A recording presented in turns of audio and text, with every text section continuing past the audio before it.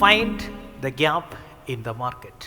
എവിടെയാണോ നമ്മൾ ഈ ഓഫർ കൊടുക്കാൻ പോകുന്നത് ആ മാർക്കറ്റിലെ ഗ്യാപ്പ് കണ്ടെത്തുക എന്നുള്ളതാണ് സ്റ്റെപ്പ് നമ്പർ 1. ഓക്കെ, ഒരു ബിസിനസ് ഓണറിൻ്റെ ഒരു ഡെഫിനിഷൻ ഒന്ന് പറയാമോ? ബിസിനസ് ഓണറിൻ്റെ ഡെഫിനിഷൻ, ആരാണ് ഒരു ബിസിനസ് ഓണർ? ഒരു ബിസിനസ് ഓണർ എന്ന് പറഞ്ഞു കഴിഞ്ഞാൽ business owner is that person who solve a problem at a profit.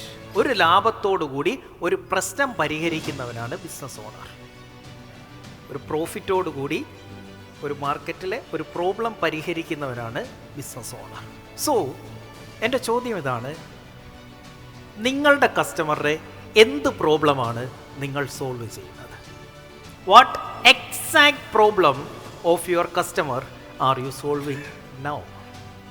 ഈ ഒരൊറ്റ ചോദ്യം ചോദിച്ചാൽ മതി, നിങ്ങളെന്ന ബിസിനസ്സുകാരൻ നിങ്ങളുടെ ബിസിനസ്സിൽ എത്രത്തോളം സീരിയസ് ആണ്, എത്രത്തോളം കമ്മിറ്റഡ് ആണ് എന്നറിയാൻ പറ്റും ഇതിൻ്റെ ഉത്തരം കേൾക്കുമ്പോൾ. What exact problem of your customer are you solving?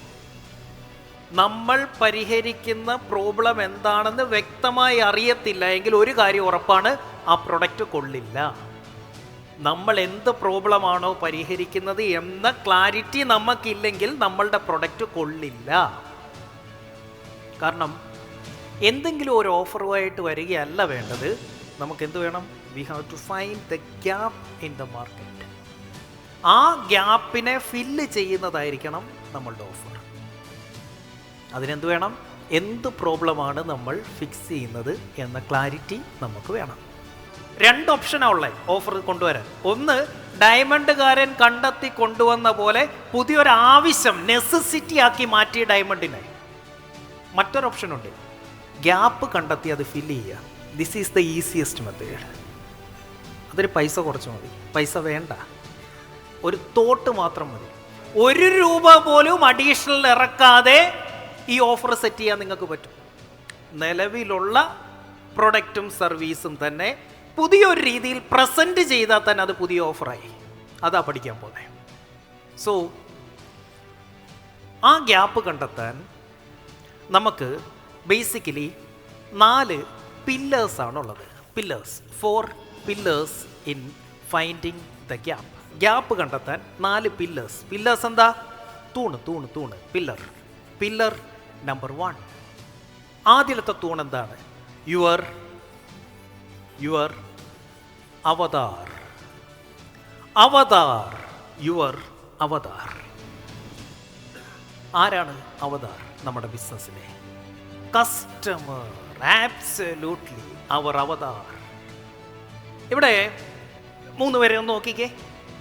പക്ഷേ ഇവരെ 3 പേരെ നോക്കുമ്പോൾ നമുക്ക് എന്തൊക്കെയോ സിമിലാരിറ്റി തോന്നുന്നില്ലേ? അവരുടെ ആറ്റിറ്റ്യൂഡ് ഒന്നാണ്, അവർ മേക്കപ്പ് ചെയ്തിരിക്കുന്ന രീതി ഒന്നാണ്, അവർ മുടി ഈരിയിരിക്കുന്ന സ്റ്റൈൽ ഒന്നാണ്. ഏകദേശം ഇവർ ഒരുപോലൊക്കെ തന്നെ ഇരിക്കുന്നു. എന്തുകൊണ്ടാണെന്നറിയോ? ഇന്നിവിടെ ഇരിക്കുന്ന കോട്ടിടാത്ത ആളുകൾ ഒഴിച്ച് ബാക്കി ആരെ നിങ്ങൾ നോക്കിയാലും ഈ സിമിലാരിറ്റി കാണാൻ പറ്റും. കാരണം ആ കോട്ടിട്ട് വന്നിരിക്കുന്നതെല്ലാം എൻ്റെ അവതാറാണ്. എൻ്റെ അവതാറിന് എല്ലാത്തിനും എൻ്റെ അടുത്ത് വരുമ്പോൾ കോട്ടുണ്ടായിരിക്കും. കാരണം they look similar. My customers look similar. കാരണം ഐ സെറ്റ് മൈ അവതാർ. ഞാനാണ് എൻ്റെ കസ്റ്റമർ ആരായിരിക്കണമെന്ന് തീരുമാനിക്കുന്നത്, എൻ്റെ കസ്റ്റമേഴ്സ് അല്ല. എൻ്റെ ഒരൊറ്റ ചോദ്യം ഇതാണ്, നിങ്ങളുടെ കസ്റ്റമർ എങ്ങനെയിരിക്കുന്നു?